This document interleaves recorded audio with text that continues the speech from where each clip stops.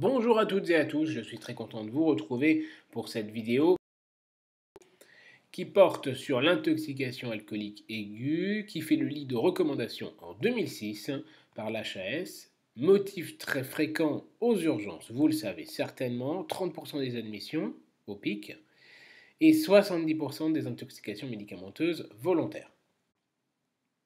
On va d'abord voir ce qu'est l'ivresse simple, enfin simple, on va voir que ce n'est pas aussi simple.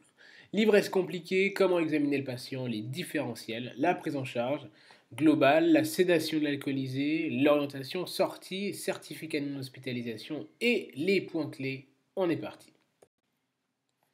L'ivresse aiguë simple, alors son nom est mal porté, mais ça évolue en 3 phases. On va le voir. La première, c'est la phase d'excitation psychomotrice, entre 0,5 et 2 grammes par litre. Donc levée de l'inhibition, euphorie, discrète incoordination, haleine énolique. Bref, les premiers signes sont recherchés en cas de festivité. Puis par la suite, l'incoordination motrice, donc le cerveau est de plus en plus imbibé d'alcool, entre 1,5 et 4 grammes. Surviennent alors la désorientation, la confusion, des troubles sensoriels, midriades et un trouble de la conscience qui peut débuter pour se terminer par la phase comateuse au-delà de 2-3 grammes par litre et présente donc des signes d'hypotension, de détresse respiratoire, plutôt d'hypothermie et relâchement des sphincters qui sont aussi accompagnés d'hyporéflexie. J'insiste sur l'hyporéflexie puisqu'en cas de réflexe vif, il faudra penser à une atteinte éventuellement du système nerveux central et il faudra alors réaliser un scanner cérébral. Gardez en tête que l'alcoolique chronique se sent bien et est bien cliniquement entre 2 et 3 grammes par litre. On va voir maintenant l'ivresse aiguë compliquée. C'est pour ça que je vous disais que le terme était mal employé, puisque dans l'ivresse aiguë simple, le coma, on peut considérer que c'est compliqué. Bref, complications autres, il faut retenir les troubles psychiatriques. Donc l'excitation psychomotrice peut être très intense, avec des agressivités, hallucinations, délires très très importants.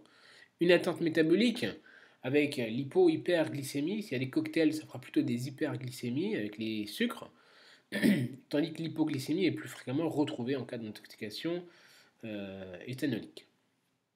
L'hypothermie aussi, sur le plan digestif, le Mallory Weiss, le vomissement de sang, l'hépatite alcoolique aiguë. Je vous laisse aller sur la vidéo Test and Tips numéro 2.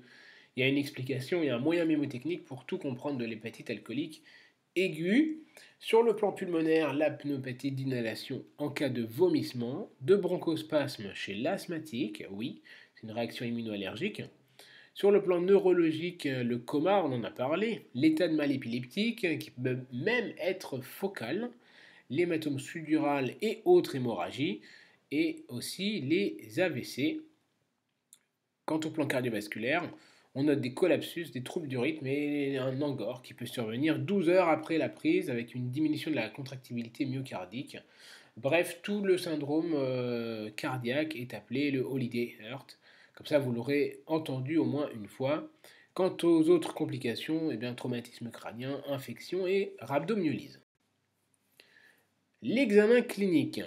Rappelez-vous que ce ne sont pas des pochetrons, ce sont des patients qui malheureusement ont pris de l'alcool dans certaines conditions qui leur sont propres et chacun peut en arriver là.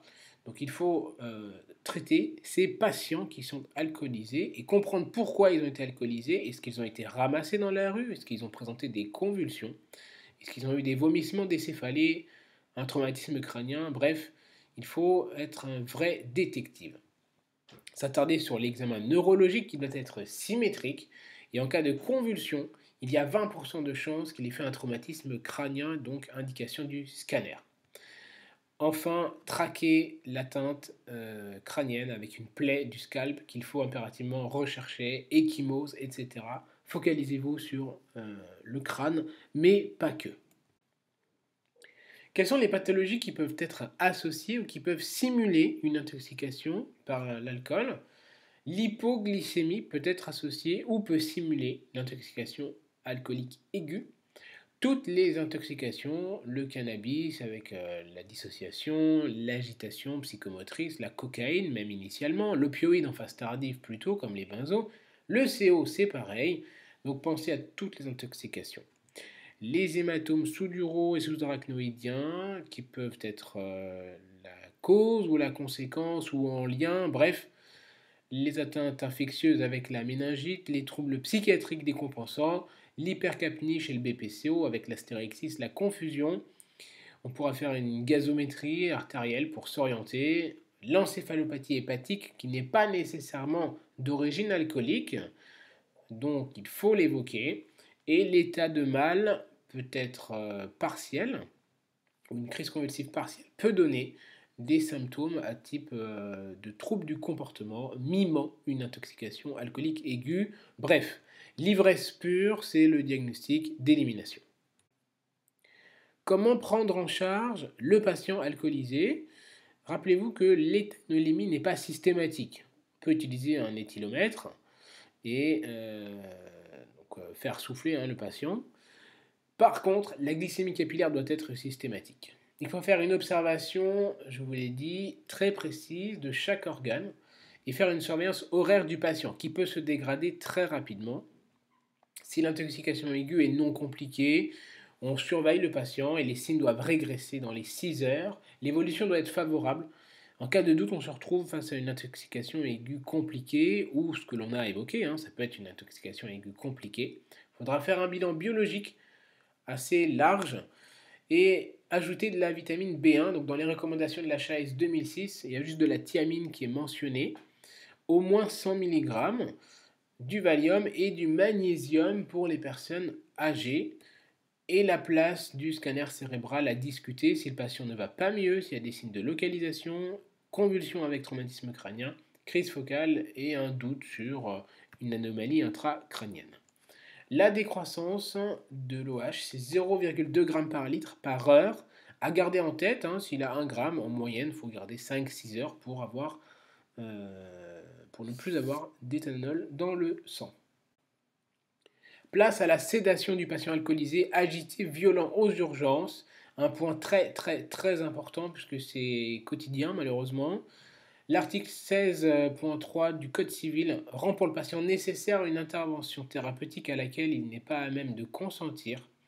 C'est-à-dire que le patient alcoolisé n'est pas à même d'avoir une réflexion, une intelligibilité dans ses propos.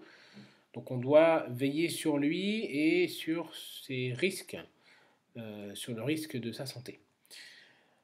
Au début, on parle calmement, on est non agressif, et même après d'ailleurs, et s'il y a un risque pour lui ou de fugue, eh bien à ce moment-là, on va faire une contention physique et chimique. Alors qu'est-ce qu'on peut utiliser? On peut déjà utiliser quelques molécules, je vais vous en énumérer 3. Le clorazépam ou tranxène, ça c'est Péros, où on goûte dans un jus de fruits de sympathie pour trinquer avec le malade, que vous ne prenez pas bien sûr. Donc 50 mg Péros jusqu'à 100 mg. Je commencerai par 50 d'abord. Et en petit trait 10 mg IV. Après on a une benzo très connue, le midazolam ou hypnovel. En intranasal, très intéressant en cas d'agressivité. Donc 5 à 10 mg suivant le poids. C'est un petit poids 5 mg. Et sinon on peut aller jusqu'à 10 qui agit très rapidement. Le pic plasmatique agit assez rapidement. Donc on a une sédation en moins de 5 minutes, vraiment moins de 5 minutes. Tandis que le Loxapac, très connu, la Loxapac, sont des ampoules de 50 mg. On peut aller jusqu'à 150, 200 mg dans les très fortes agitations. Eh bien, ça met 15 minutes à agir. Donc, il faut pouvoir temporiser. Des fois, on est amené à utiliser les deux molécules. Bref, au moins, vous avez un petit peu le choix avec ces 3 molécules-là. En cas de surveillance et de dégradation, comment orienter le patient, vers qui, vers où? Quand est-ce qu'on peut le faire sortir et qu'est-ce que le certificat de non-hospitalisation? Donc en réanimation si le coma est profond ou détresse vitale, inhalation sur vomissement et l'agitation majeure qui nécessite une sédation forte doit être discutée avec le réanimateur. Les autres patients, on les surveille à l'UHCD. Enfin, vu l'état actuel des hôpitaux et des urgences en France, ce sera encore aux urgences. La sortie du patient peut se faire s'il marche tout droit, seul, sans tomber, idéalement accompagné, sachant que l'alcoolique chronique, il est bien entre 1 à 3 grammes.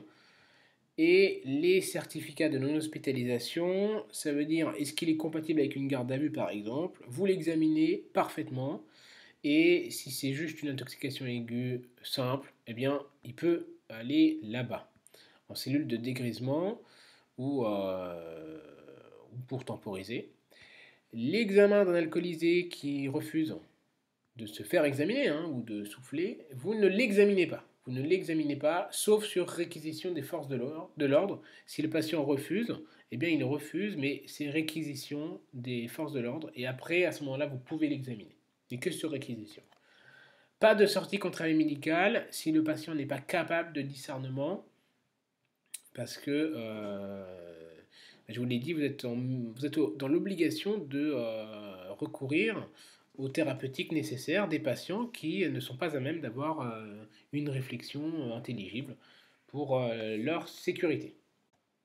Les points clés, éliminer les fausses ivresses, déshabiller bien le patient pour bien l'examiner, ne pas manquer le vrai diagnostic, même s'il y a du vomi, même si ça sent pas bon, il faut le faire.